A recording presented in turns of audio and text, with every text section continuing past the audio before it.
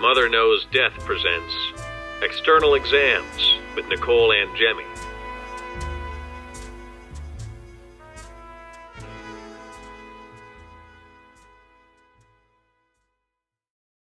Every week on Mother Knows Death, we will be doing an external exam and we will be interviewing various experts. Last week, Maria and I discussed the mass shooting that was in Maine that killed 18 people and injured 13 people, as well as days later, there was another potential mass shooting that did not happen because they found the mass shooter he killed himself, but he was found with multiple ammunition, rifles, handguns, IEDs, etc., in an amusement park in Colorado.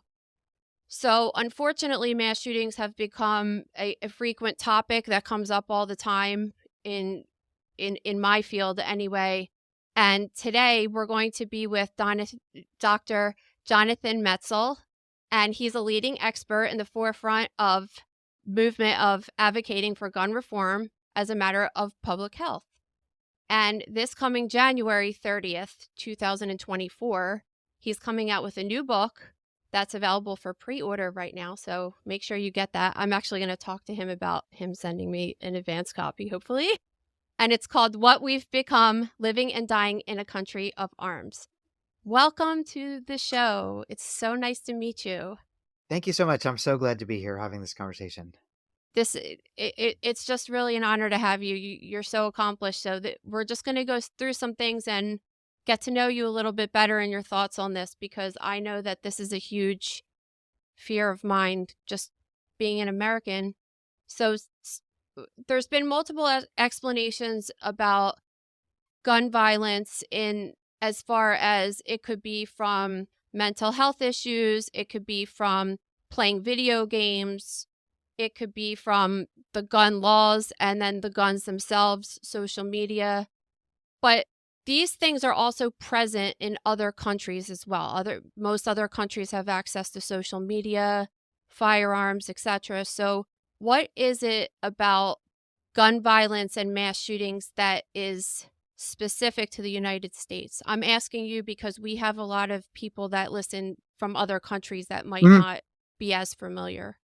Well, first, let me just say, I'll say two things in answer. I think it's a great starting question. The first is just to recognize how off the charts the United States is in terms of gun ownership and also in terms of shootings. So we are just completely on an island by ourselves, really. We have a Second Amendment, obviously, in this country, in our Constitution, that tells people, there's a right to bear arms. But what that Second Amendment means has been a topic of great debate. And so before, like, the 1980s, individual people couldn't own guns. The idea was basically guns are for the police or military or safety officers, etc. And there was a shift that started in the 1980s where we reinterpreted the Second Amendment to mean it was a push by the NRA and conservative politicians and all the people we kind of know now. But it was totally out of the blue in the 80s. People thought that was nuts. But basically a push to say that a militia, a person has the same rights as a militia. And it led to a push where we increasingly allowed private citizens to own guns. And I mean, we could always kind of own guns for hunting and stuff, but to carry them. And so what we've seen in this country really since the 80s is just an absolute gold rush for gun companies of sales to private people. And we've gone from relatively normal gun ownership rates, people who hunted or had their musket from their grandfather or something. Now we have more than one gun per person in this country. We have about 330 million people in the country, and we have about 450 million civilian-owned guns. So there's no other country that has as many guns as we do. And with guns come shootings. And so we also are way off the charts in terms of civilian shootings, anything from homicide to suicide to mass shootings, partner violence, accidental shootings. We have probably now over 50,000 gun deaths a year in our country. And so it's important for people who are not in the United States just to recognize really how abnormal that is. I mean, there are places that there are militaries and war and things like that, but we're talking about like people owning guns, carrying guns, shooting each other in daily life. So point number one is that. And then point number two, as just an intro, is it's really important also to note the mass shootings are terrifying and mass shootings are becoming much more common. We used to have less than one mass shooting a day in 2018, and now we have almost two mass shootings a day in this country. But by far the most gun death in this country is gun suicide. It's not even close. And so, uh, like a couple of years ago, I had a book come out, 45,000 gun deaths in this country, 28 or 29 were gun suicide. So it's also really important to note that most gun death is gun suicide, which for me is much more preventable than mass shootings in some ways. So I think those are two jumping off statistical points that we might talk about. And I'm happy to say more about what you asked about mental illness and video games and stuff like that. But I just think to be on the ground of like how weird the United States is a good jumping off point. Okay, yeah, I definitely wanted to talk. I want to talk about all that other stuff too, but we'll get to that. We'll get to that a little bit later. But you were just saying how mass shootings are just so scary, which I agree. They're one of my biggest fears, to be honest with you. And I feel like it's almost getting to the point where it's Groundhog's Day. It's like you turn on the news and there's a shooting. Now I couldn't even name all of them that even happened this year, just because it just happened so frequently. And my first initial reaction is that I get really upset, and then I watch the news like crazy or look at it online for the first day just to be like, who was it? What happened? Who died? All the questions that people have. And then it's just like the same stuff keeps happening. It's like the lawmakers put out their tweets and say thoughts and prayers, and then one side blames the other side blames the other side. And then within 48 hours it's like nothing happened. And I feel like, do you feel like Americans have almost some kind of level of like PTSD when it comes to gun violence, as far as not even just directly being involved with it, but just hearing about this stuff every single day on the news? Yeah, no, I completely agree with that. It's called habituation. We've habituated this. And in the, even 15 years ago, or think back to when we had those early mass shootings, Parkland or um um, the school in Colorado, like all those early mass shootings, we would talk about it for months. And now a lot of research shows that this trend that you're talking about, which I talk about, that's kind of the theme of my book, What We've Become, that's coming out in January, is I talk about how we've come to, I don't want to say normalize it because it's not normal, but there's an arc. I tell the story in the book of the Nashville Waffle House mass shooting in 2018, and what I show is that there's a really predictable pattern where there's shock, trauma, fear that ripples outwards. People who are not in the city or immediately affected also feel an emotional response to it. And unfortunately, it lasts 4 days. People are shocked, they're horrified, they call for action, they feel helpless, and then the next thing happens or something. So our cycle of this stuff, you're exactly right. Um, it's not 4 days for people who are affected personally, right? They're living with this for the rest of our lives. But because there are so many of these stories that just feel exactly the same, I mean, they literally they just feel so similar that in a way, our response is there's almost a pattern of it where, and you can follow it in news stories also. Um, you know, 2 days is the peak, 3 days is the where it starts to go down, and within the fifth day, we've unfortunately moved on to the next headline.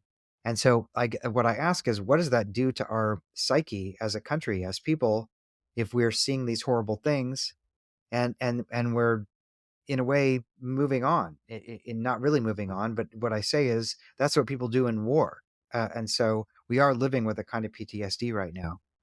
It's really crazy because in my lifetime, like, I grew up in the 80s, and I mean, maybe my parents kept me sheltered or whatever, I don't know, but I didn't hear about any kind of mass shooting until the first one that you spoke of, which was Columbine in 1999. That was. Right. And I know that that kind of coincides with like when 9/11, around when 9/11 happened and the whole like 24-hour news cycle thing started, because I don't think that that was really happening prior to 9/11. That there was like channels that just had the news on all day. If there were, I'm not really sure how popular it was. But also the internet as well kind of came out around that time too. So I guess my question for you as far as that is how much of the blame of this, I guess, do you put on not only just the news media but also social media, because these people not only have this platform where they're able to like discuss their crazy thoughts with each other, and that in itself is a problem, but also you have the news that kind of makes these people like famous. And has there been any kind of like studies on Hmm. that stuff? Yeah, I mean, the hard part is, so I can argue both sides of this honestly, because on one hand, you're absolutely right. When you grew up in the 80s, this wasn't really happening. Um, our first kind of quote unquote mass shooting was in the 1940s. A guy who had come back from late 1940s, a World War II guy, which I talk about in the book. But in terms of the phenomenon that you're describing, that starts really with Columbine, it's the advent of the internet. Um, but it's also the accessibility of guns that civilians couldn't get before. And so the fact that it was a lot easier to get semi-automatic weapons, particularly in the early 21st century, when people started to get it's very easy to get an AR-15, which a average person couldn't get. Um, and so the US isn't like there are just as the same number of attacks in other countries. But if you look at like the news in the UK or India or something like that, it's like crazed person attacks somebody with a hammer or with a knife or with a machete. It's horrible, but it doesn't have the same body count. And so part of what we started seeing was um, number one, access to firearms. Number two, as you're suggesting, a very strong copycat phenomenon where people, I mean, just because we're so normalized to this stuff, it's hard to get in the news. It's just there's it's like, oh, what are you going to do that's worse than the horrible thing we just had 2 days ago? And so there's a copycat phenomenon. So it's all these things kind of together um, that really, I think, really have created this thing that I don't know. I'm curious about your sense. I mean, for me, it just feels out of control, right? Because it's like um, access to guns, a political gridlock, um, and it just I don't know, just repetition of this is honestly, the word is just exhausting. It's exhausting, right, to have to live like this. I think this simile I'm going to give you has actually nothing to do with guns, but we have this highway near Philadelphia that only has two lanes going in and out of it, right? And it was created, I don't even know when it was created, years ago when my parents were little, but they basically say they can't make the highway any bigger because of the way the mountain is. It goes around in just different ways that they can't make the highway any bigger. So they just kind of, instead of really trying to fix the problem, they've just ignored it since, the 1950s. And now here we are with double the population and the problem's still there, because I think they just feel so overwhelmed by it. They don't know how to fix it. So they just kind of like hope it'll go away or something. And I Yeah. I feel the same way about the gun thing, like especially when you're talking about in the 80s when they really could have like nipped that and got it under control. But even when they did recognize it was a problem, it was definitely in the 90s, right? And then why are we letting decades go on and not doing anything at all to kind of like reel it in a little bit, you know what I mean? And No, it totally. is exhausting. No, it does feel like that mountain that you can't move. I mean, it's interesting, like, we're having this conversation on a Monday. Tomorrow, the Supreme Court's gonna hear a case about whether someone accused of domestic abuse has a Second Amendment right to guns. So it's just almost pathetic, really, honestly, where we are right now. And what could have been done? I mean, it's interesting to note, like right now, it's hard right now to think about what can be done because it's really a numbers game right now. There are millions and millions and millions of gun owners who never fire their guns. And so how are you going to, like, the gun owner who I interview a lot would say, how are you going to restrict my access to my AR-15, which I use for sport shooting or I really like owning?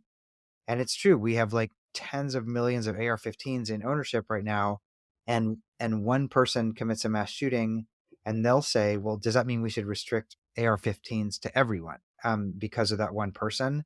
And that the answer easily would have been yes 20 years ago, but now there are so many AR-15s in circulation that even if you restricted AR-15s, there's there's just way too many of them out there that it's just going to be hard to get them all back, honestly. And then mentioned mental illness before, and for people who don't know, I'm a psychiatrist and a sociologist, and so a lot of my work looks at mental illness and gun violence. And what I argue is that it's again a numbers game because the dramatic majority of people with mental illness don't hurt anybody else. In fact, people with diagnosed mental illness are much more likely to be the victims of violence than the perpetrators of violence. And so, how do you pick that one person who's going to do this horrible thing out of the hundreds of millions of people who are diagnosed with mental illness? It's just, you know, I think you're exactly right to say when this thing first started, we could have nipped it in the bud the way we do with any other consumer product that kills people. But now I think part of the hopelessness isn't just that it keeps happening, which it does. It's also that it just feels like, what can we do at this point with so many guns and so many shootings? It just feels like that's what I argue in the book. These mass shootings become constitutive of who we are. Like this is just what we have to put up with to be Americans right now, which is kind of depressing, but I think we might as well be honest about it as a starting point. It is, and I grew up in a family with guns. My Mm. grandfather hunted, taught my brother, and it was never it was never used in any kind of a negative way. They locked them up responsibly, legally purchased, everything else. So I'm always torn, and of course I'm torn to take away guns because of what you said that you're not take you can't get rid of them, and I actually would feel more comfortable to have guns knowing that other ones are out there because I know that we would just have it for safety purposes, not to go do anything. And another point that you made is how draining it is to live like this, and honestly, like, it's really affected me so much so that I had my middle daughter, I had her in school in preschool, and it was in 2018, and on the day after Valentine's Day in 2018, which so happens to be the day after the Parkland shooting, the school had a function that was like, "Oh, let the kids' family come to school, like grandparents, sisters, brothers, whatever." And I went to the school and the door was just wide open, like anybody could have walked in, and it sent me down this rabbit hole of like, this is going to happen at this school, my kid's going to get shot, blah blah blah, and I decided to take my kid out of school, and I homeschooled my kids for like 2 or 3 years Wow. before I was like, what the hell am I doing? I need to put my kids in school. But it's like such a big fear of mine. So, do you have any advice to people that it's never personally happened to me, but it affects me so much that it like actually made was making me make huge decisions in my life as far I as mean, that stuff this goes. is to me the definition of terrorism, honestly. The terrorism makes us feel unsafe in places that should be avenues of daily life, right? And that's easy if we think about someone somewhere else in the world or a suicide bomber or something, but think about what you're saying, right? Afraid to send your own kids to school. I mean, what's the role of society? It's to keep people safe. That's why we join together in civilizations, is to keep people safe. And for some people, including people I interview for my book, they say, "Well, I feel safe if I'm carrying my AR-15 all the time," or they want to be armed all the time. And um, so for some people, their notion of safety is just for me, it's really, again, exhausting, because to be on guard all the time that somebody's going to potentially shoot you in the grocery store, or when you're out bowling, like in Maine, earlier, or sending your kids, like, it just, I don't know, at a certain point, that kind of hypervigilance really has a real psychological effect on people. It really does. And certainly it has a massive effect on people who are caught in this. But just the trauma of being of fear all the time, and of mistrusting other people, it's, to me it's, I mean, we'll see how this goes, but in the book I argue that everything that happened in the pandemic, where everybody split apart in a million different pieces, it was predicated on the divisions we had already set up in the gun debate, where people's idea, I mean, I don't ever interview people who say, like, I don't want to be safe, I want to be unsafe. But people's idea of what it means to be safe is so different, really, in regard to their relationship to guns. And so it's how do we put that back together? I know that was your question for me, but I'm just mirroring that that's a Well, really hard it is an question. interesting point that you bring up, because my next question was going to be about like this, like safety in school in general. And it, I just told you that my biggest fear is that is something like that happening at my kid's school. But me personally, I would almost feel better if there was like a cop there that had a gun. I don't know. Like, I know that a lot of people are against that, but I do have this sense of, just because I grew up around it and know people that are like responsible with it, that would protect you kind of. Hmm. And I mean, like, the president has people protecting him with guns. Banks have people protecting the bank with guns. So, and that's money. That's not your child. That's not your child. So I kind of, it might sound silly for me to say Doesn't that sound silly at all. No, it sounds really deep and honest, right? I mean, I totally agree. Again, you shouldn't have to live in a society where you send your kids to school and worry if they're going to come home. Um, and I agree with you that that's kind of where we're at. Like, it's naive to say, oh, let's just buy up back all the guns. That's not the world we live in, and so that is going to be in the back of people's mind.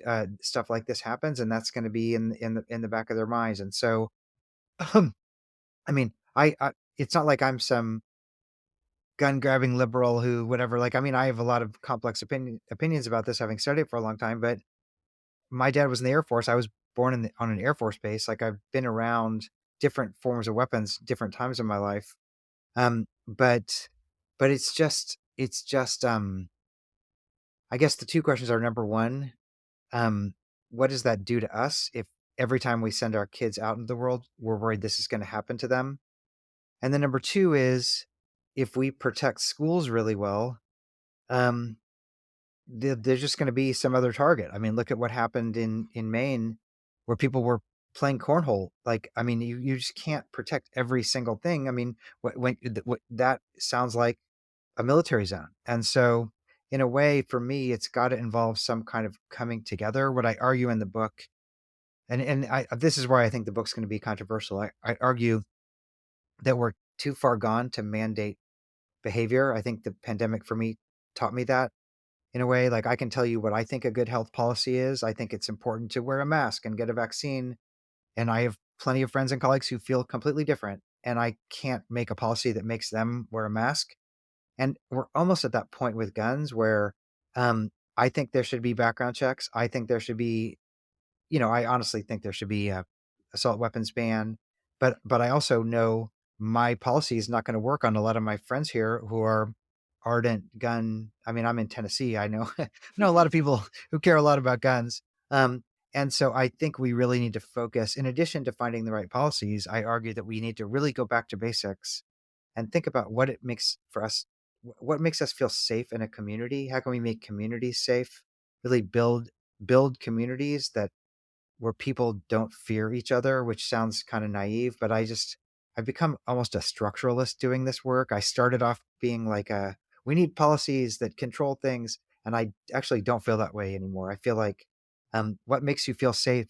What makes the school feel safe? Well, I mean, that's the question. What makes the school feel safe? Maybe it's having an armed guard, but it's also, the neighborhood, the lighting, the parks, the fact that you know your neighbors. Like we need to kind of reinvest in our communities in a way. So that's kind of where I'm coming down on these issues right now. But I mean, I'm a doctor, but I'm kind of feeling like the policies of controlling other people's behavior is that might have worked in the cigarettes or seatbelts, but we're we're not there now.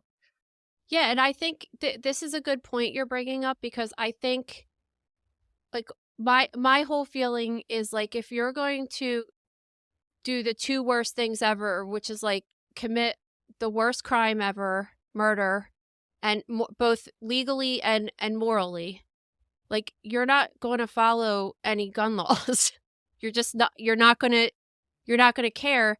And there are a lot of gun laws in place, but like Maine is a perfect example. I mean, this is just one that happened this week or not last week, whatever, of like these laws they don't help all the time. There's a lot of gray area and they're not followed and so just making more laws necessarily isn't going to make things better.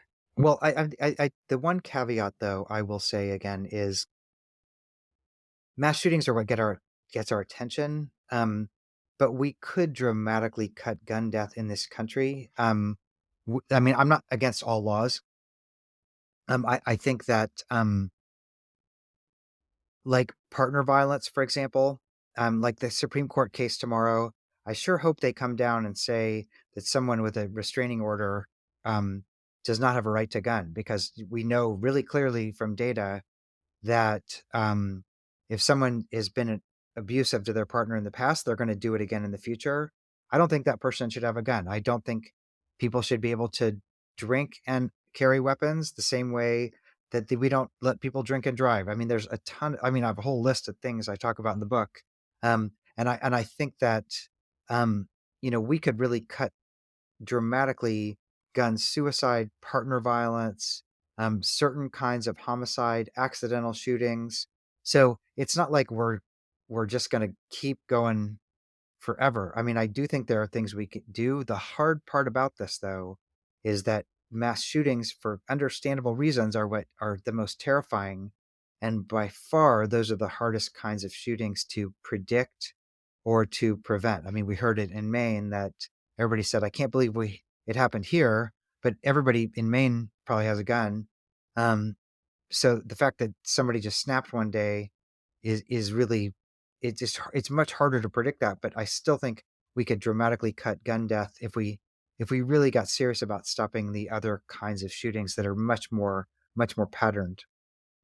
Yeah, I think a big issue is which I'm semi familiar with the whole buying a gun situation throughout the country. It's just so different from state to state. I feel like it's kind of weird how the variation. I live in New Jersey. I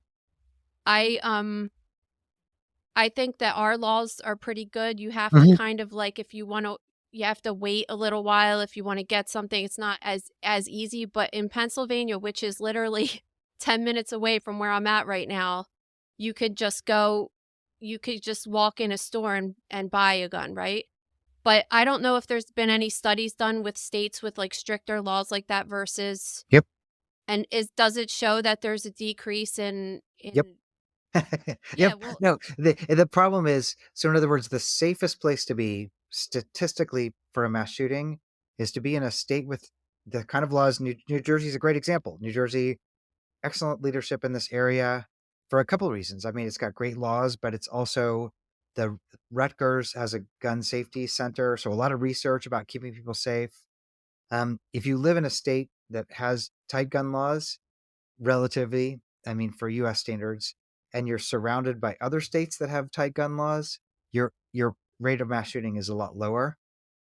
So New York is surrounded by Connecticut and New Jersey, for example, its rates of this kind of stuff are a lot lower than Tennessee. Or I wrote my book about the Waffle House mass shooting, and the mass shooter was in Illinois and drove across state lines, and he went from being an illegal gun owner to being a legal gun owner literally by driving 35 minutes across state lines. And so until we have like a national policy, um, it's just going to be this patchwork thing. So you're definitely safer to be in a state that has tight gun laws, especially if you're surrounded by other states that have tight gun laws.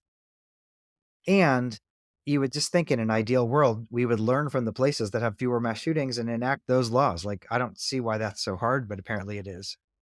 It's also weird that there's not that you don't have to get some kind of training. Like if you want to drive a car, you have to take a driver's license test just so you can show that you could basically operate the vehicle. Not that it prevents most people from just sucking at driving or whatever, but like Well, it's at least it's like you check the box and like people have to do a written test and a driving test to show that they have some competency, right? Like I mean, I can give you a full list. I'll just give you 4 examples of what we should be doing and what we are doing that are exactly in line with that. So, training with a firearm to get a license, or a permit or anything like that is people are less likely to have to shoot a gun if they've been trained how to use that gun. And that's true in countries where people, for example, have military service and then they have guns as civilians. It's true in the United States as well. And so what are we doing? Well, we're doing exactly the opposite. We are letting people just go into wherever, Walmart or wherever, and buy an AR-15, go to a gun show, go online. So there's been a dramatic push. Tennessee is a great example. There used to be a significant training requirement, and now there's barely anything. And so you can basically just buy a gun with no training. People have what's called permitless carry now. You don't need a permit, all these things. And so we've done the opposite of that. Alcohol, if alcohol is present and there's an argument, there's about a 5 to 7 times greater chance that a gun is going to be fired in anger. So you would think you wouldn't have guns in bars, but instead in Nashville, where I am right now, you can carry a loaded gun into pretty much any bar in town.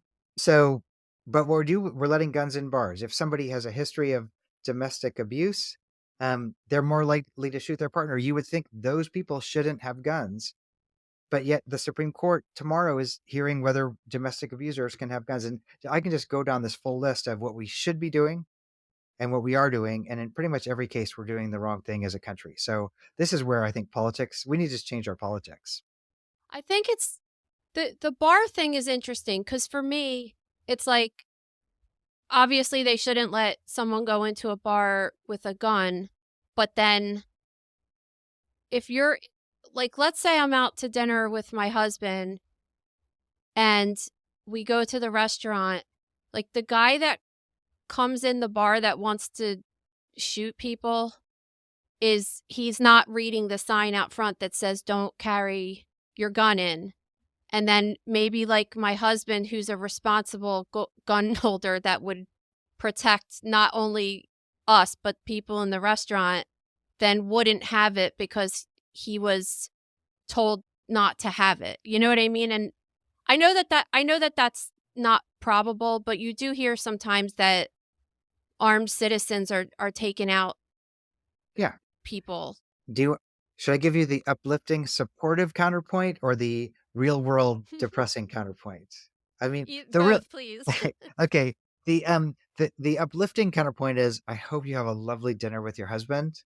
Um, um, the depressing counterpoint is twofold. Number one, unfortunately, if somebody, and data shows this again, defensive gun use, just given the speed through which semi-automatic bullets fly, if somebody's coming in with a plan, it's much better to have no guns somewhere because the thought that somebody's going to whip out a gun in a restaurant in the time that it takes for them to just understand what is happening while somebody else has had, 10 years planning this crime or something like that. It just, the data is not that great. You're much more likely to shoot some other, Person by accident or patrons something. and stuff like that. But we've got a history. I mean, if you look at like Dodge City, Kansas and the Wild West or the OK Corral or all these saloons, you always had to check your gun with the sheriff before you went even into the saloon in like the old frontier days. So it's not like we don't have any history of that. In fact, the whole history of guns in this country has been let's check them at the door, even if we let people have guns. And so I don't know, we somehow forgot that along the way. Yeah, it is crazy how the law could have been misinterpreted or whatever happened that now we've gotten to this point. And it is, you just sit there, you hear, and I know that you have this thing that both sides have to come together to come up with a resolution because it's not clearly like it's not working, and they're just so extreme on both sides, like get rid of the guns or like it's not a problem with the guns at all. And Yeah. you're like, come on, if you talk to any person in the world, they'll say it something needs to be done. Like nobody's cool with what's happening right now. But I mean, that's in part of the issue is that I really feel like the average person could figure out a solution to this. It's actually not that hard. I mean, literally every other country in the world. Um, I've studied guns in Israel, obviously right now, very contested position, part of the world.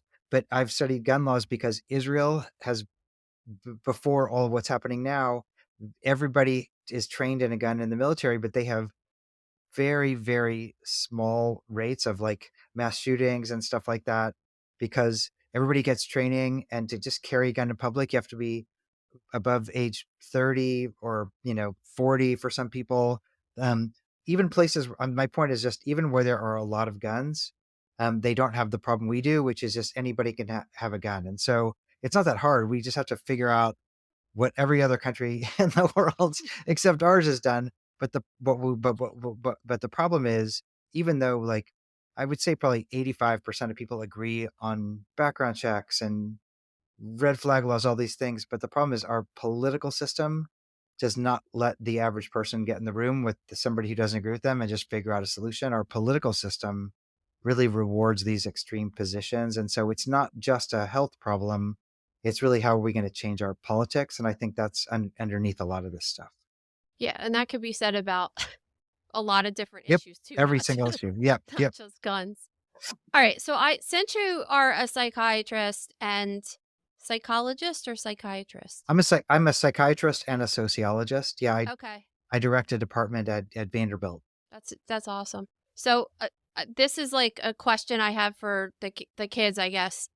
Um, I don't talk. I talk to my kids about like everything except this because I don't want them to be scared. I kind of want your advice on this. Like, they definitely do these drills at school, and but I ask them. I try because they're 9 and 10 years old. So I say like, what are they doing it for? Oh, in case a bad person comes to school. They don't specifically mention that, and they don't know about the one that happened in Texas. I actually like shut the news off for 6 months after that because I just was like, I can't function. Like it was Hmm. bad. But so I don't say anything to the kids, but then I'm like, am I doing them a disservice by not saying it to them? Because if it does happen, they would just be completely unprepared. Whereas I heard some things that, even though I tried to avoid coverage of the other school, I heard some things about kids pretending to play dead and this and that, and I'm like, should I tell my kids this? Like, or is that gonna Yeah. There's be got to, I worse? mean, in a way, it's such a hard topic, right? Because your kids are going to read you. I mean, just because you're not going to talk about it with your kids are pretty smart about reading. Mom's not exactly telling us the whole story right here. And then because of all, you're not their only information source, unfortunately. And so they're going to hear about it from other people too. And so I do think it's important to like talk about it in a supportive way, but not like freak kids out as much as possible, if that's possible. But I do think that it is part of why my book is called What We've Become, because we're like robbing kids of their childhood by telling them, oh, go to school, but also, get into the, hide behind the door if this horrible thing happens. But Oh my I god. do think that increasingly, um, especially if they're bringing it up, I think it's important to say, like, our goal is to keep you safe and all that kind of stuff, but let's talk about it. So I do think that some degree of openness, if they start the conversation, can be helpful. Yeah, that's good. That's good advice. All right. So before we wrap things up, I just want to know a little bit about you. How did you become I'm really interested for people who might want to go to school for this kind of stuff or who are interested in this. What what originally did you go to school for, and how did it lead you down this road of becoming an expert of mass shootings and gun violence? Yeah, well, I mean, in terms of my like professional history, I went to med school first, and I did um, internship, residency, fellowship in psychiatry and neurology. So I totally trained as a psychiatrist first.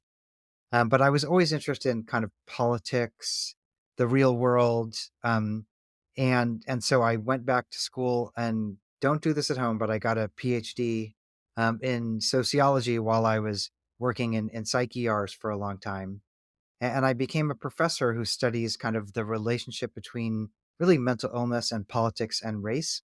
Um, and so I had a book come out, gosh, about 10 years ago now called The Protest Psychosis that looked at the overdiagnosis of schizophrenia in Black men. And I kind of told the cultural story of why I thought that happened in the United States, which was part psychiatry, part sociology, part reading about mental illness and stuff. And after that book came out, just every time there was a mass shooting, I'd get 10,000 calls from media about was mental illness the cause of this mass shooting. And all my research shows that that's actually not the case, that even though certain, of course, shooters suffer from symptoms of mental illness, that there are all these other stories about race, access to guns, politics, all these other bigger stories that we don't tell when we say mental illness caused a mass shooting. And so I just kept getting these calls from media.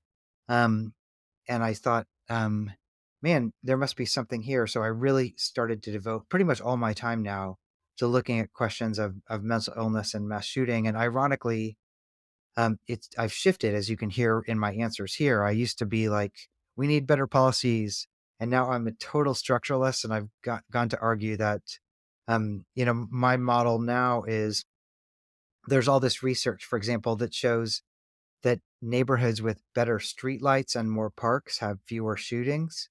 And so instead of trying to like mandate behavior, like let's fix the streetlights and build parks and make people feel safer so that somebody walking around with a gun seems out of place. And so for Mhm. me, I've gone from somebody who was a total policy person to somebody who's like almost like an urban structuralist now, where I think we need to like rebuild connections with each other in a way.